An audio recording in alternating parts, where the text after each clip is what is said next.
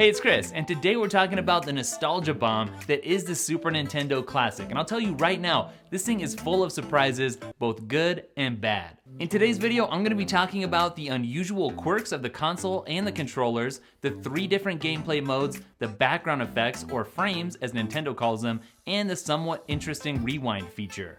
And then we're going to talk about the good stuff, the games, the best single and multiplayer games, and I'll also mention the fan favorites that are MIA. And finally, at the end of the video, I'm going to be talking about the mother of all surprises, the inclusion of the never-before-released Star Fox 2. Now, before I get into all the quirks, let me first address that nostalgia factor, because that's the main reason why most people are probably going to buy this. I know that I personally have some great memories of playing not only the original NES, but the SNES as well, even though a lot of the games that I played weren't nearly popular enough to be included in this classic release, like Combat Basketball or Super Adventure Island. It's funny, while I was standing in line to buy this, only like 2 people out of like 30 were there to buy it for a kid as a present. Everybody else was a full-grown adult who was buying it for themselves. Alright, a couple quick announcements. If you're looking for the best SNES accessories, I'm gonna have those linked up down below, like wireless controllers, which I'm gonna talk about in a second, but you're definitely gonna want.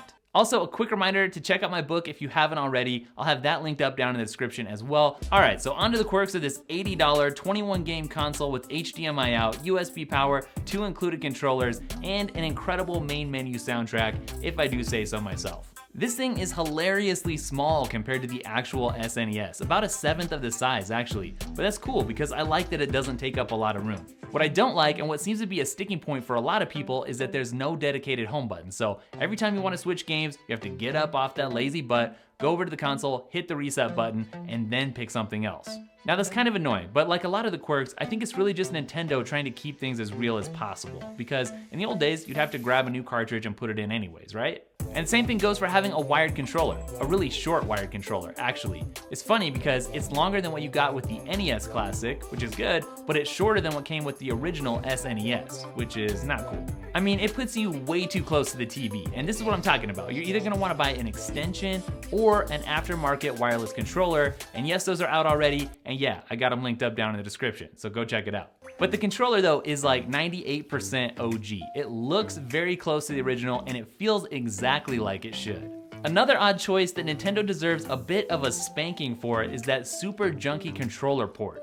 Because not only does it ruin that old school aesthetic, but when you pop it off, it feels super cheap. Like really, really cheap. And then you've got the faux eject button and the faux cartridge slot. They're just there for looks, like Nintendo didn't do anything interesting with them. It's not a huge deal, but I'm sure a lot of people were wondering if they did anything, and they don't. So quality-wise, the whole thing feels kind of like the opposite of premium, but hey, it's cheap and it's fun. On the setup side of things, it's really easy because it's literally just plug and play, and yes, it does come with an HDMI cord. So there are 3 different gameplay modes. You can play in 4:3, which is slightly wider than the original, or Pixel Perfect, which has square pixels. The 3rd mode is my favorite though, which is the CRT filter, which adds some scan lines to make things look a little more retro.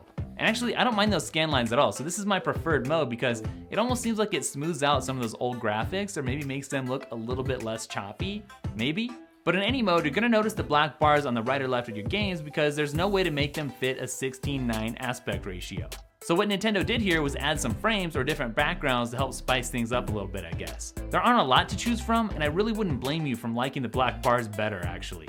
So there's a wood paneled background, some colorful backgrounds, and then there's a TV/speaker setup, which actually doesn't look that bad, and that's kind of been my go-to frame. One of the interesting abilities of this console is that you have the ability to rewind and go back in time to maybe right before a hard boss or some part of a level that you know you're gonna have a hard time beating. So for each game, you have 4 rewind slots, and that's the good news. The bad news is that in order to activate the rewind function, you have to get up off your lazy butt and go over and hit the reset button. Also, the amount of time that you can rewind for each game is totally different. For some games, it's like 30 or 40 seconds, but for others, it's like several minutes. Seriously though, I basically never use this feature because it's kind of too much work, and when my wireless controllers arrive, then I'm really not gonna wanna get up off the lazy butt and go hit the reset button.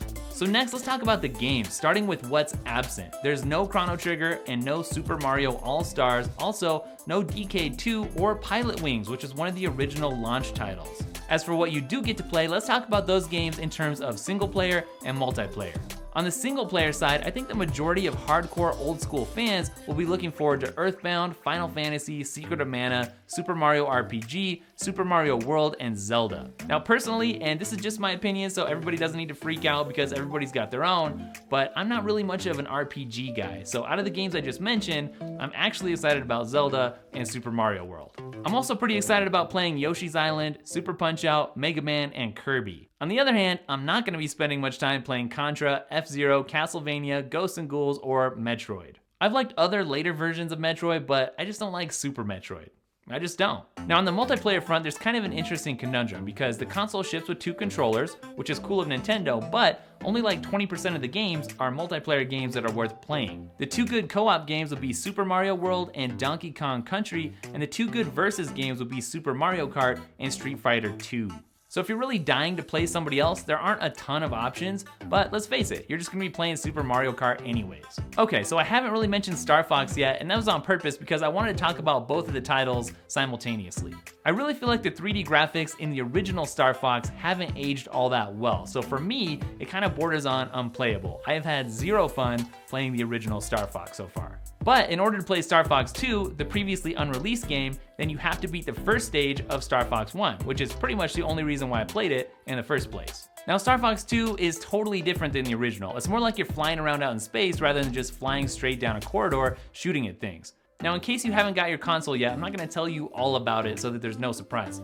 All I'm gonna say about it is that I am not gonna play it anymore because no. So, should you pick up the SNES Classic? Well, I think even if you're excited about only like 3 or 4 games, it's probably worth it because it's the easiest way to play these old classics all in one place. Like, it's not very easy to hook up the old original to a modern TV and get everything looking good. So yeah, if you like this kind of thing, then pick one up. All right guys, that's it for this video. Don't forget to subscribe, and if you do, hit the bell icon to turn on notifications so that you can be in notification squad and be among the first people to see my new videos. Also, don't forget to follow @Dailytekk, spelled Dailytekk, on Instagram, Twitter, and Snapchat, and I'll catch you guys in the next video. Later. Another odd choice that Nintendo deserves. Another odd choice that Nintendo deserves. Another odd choice that Nintendo deserves a bit of a spanking for is that